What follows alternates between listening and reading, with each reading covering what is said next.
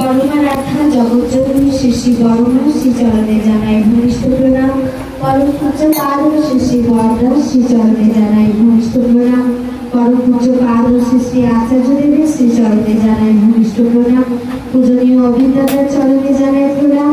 গুরু পরিবারের প্রতি প্রত্যেককে জানাই আমার প্রণাম। এখানে উপস্থিত সকল ইষ্টপ্রাণা মায়েদেরকে আমার আনন্দিত জয়। শ্রাবণ মাসের আজ 25তম শ্রাবণ পরিক্রমা। সারাটা মাস ধরে মায়েরা মাতৃ সম্মেলন করছেন মায়েদের ঘরে ঘরে, নতুন মায়েদের ঘরে ঘরে। আজকেও ঠিক সেই মতো কাকলি মায়ের বাড়িতে মাতৃ সম্মেলনের আয়োজন করা হয়েছে।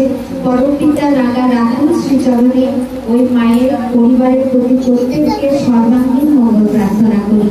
ওই পরিবারের সবাই ইষ্টমুখী হয়ে উঠুন, ইষ্টোৎসব জীবনযাপন করেন।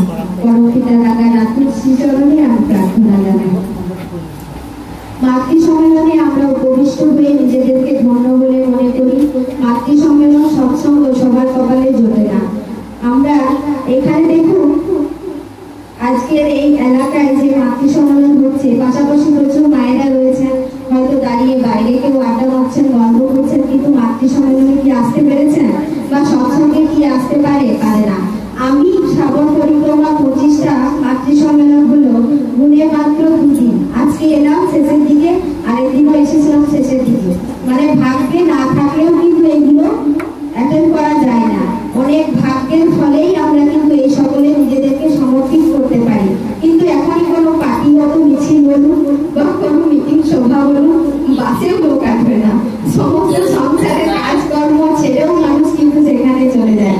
কিন্তু যেখানে গেলে আমাদের জীবনের পথ খুঁজে পাবো, সেখানে আমরা কিন্তু আসতে কেউ চাই না। কারণ কি বলুন তো, আমাদের প্রবৃত্তি বৃত্তি আমাদেরকে তাই তো করে বেড়ায়। আমরা মানুষ তো, আমরা 84 লক্ষ জনি পার করে এই মনুষ্য জন্ম পেয়েছি। আর এই মনুষ্য জন্মের মধ্যে আমাদের ষড়ঋতু রয়েছে, আমাদের শরীরে, আমাদের মনে, আমাদের বৃত্তিকে ঘিরে রয়েছে।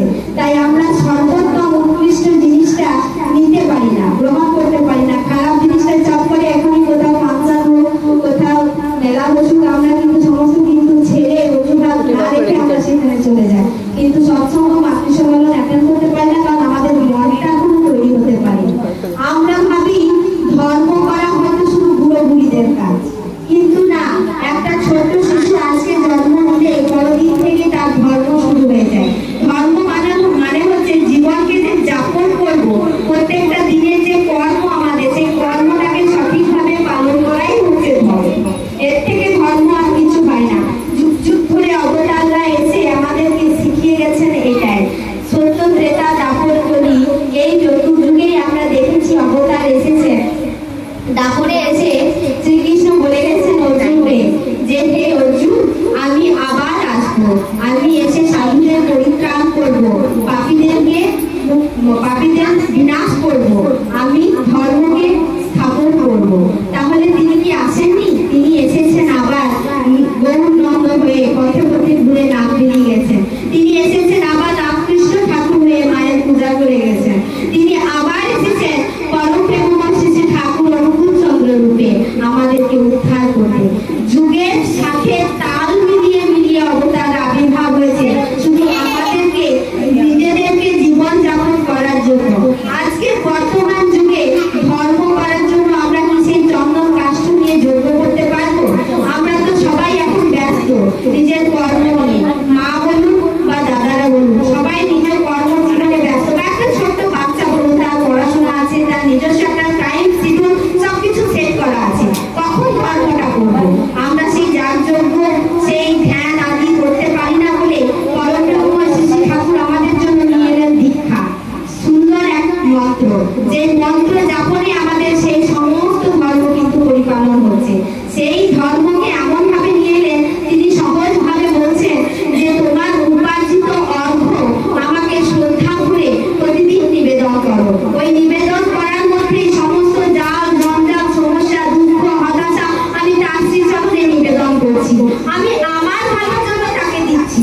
ইষ্ট বৃদ্ধি কথার অর্থ হচ্ছে ইষ্টের ধর্ম পোষণের জন্য যে আমি বৃদ্ধি দিচ্ছি তা। অনেকেই বলি ঠাকুরকে টাকা লাগে। কেন টাকা লাগে? আমার বাড়িতে যদি বাবা মা আছে, আমি কি আমার বাবা মাকে টাকা দিয়ে সেবা করছি না? আমি যদি বিদেশে থাকি, আমি তো সময় মতো টাকাটা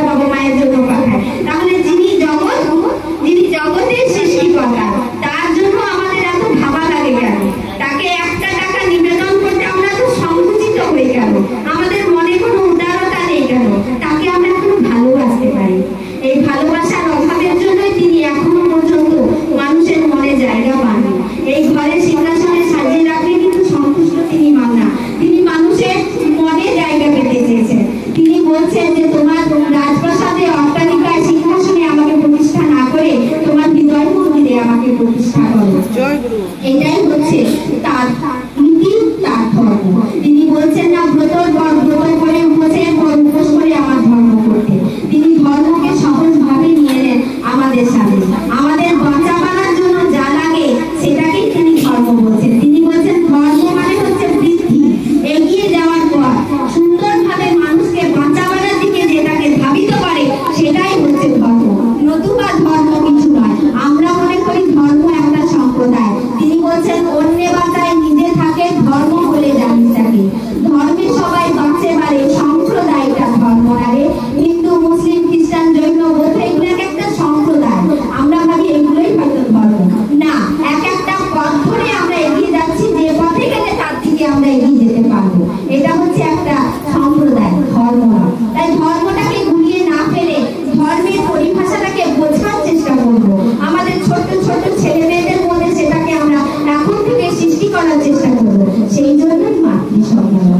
মাতৃ সম্মেলন হচ্ছে পরমারাধ্যা জগৎজননী, যিনি হচ্ছেন পরপ্রেমময় শ্রী শ্রী ঠাকুরের পত্নী, গুরু পত্নী আমাদের। তিনি তার জন্ম মাস, তিনি এই মাসেই আবির্ভূত হয়েছিলেন। তাই তার জন্ম মাসকে আমরা তার আরাধনার সাথে সাথে পরপ্রেমময় শ্রী শ্রী ঠাকুরের আমরা বাণীকে নিজেদের আয়ত্ত করার চেষ্টা করি, আমাদের চলার পথকে সুগম করার চেষ্টা করি।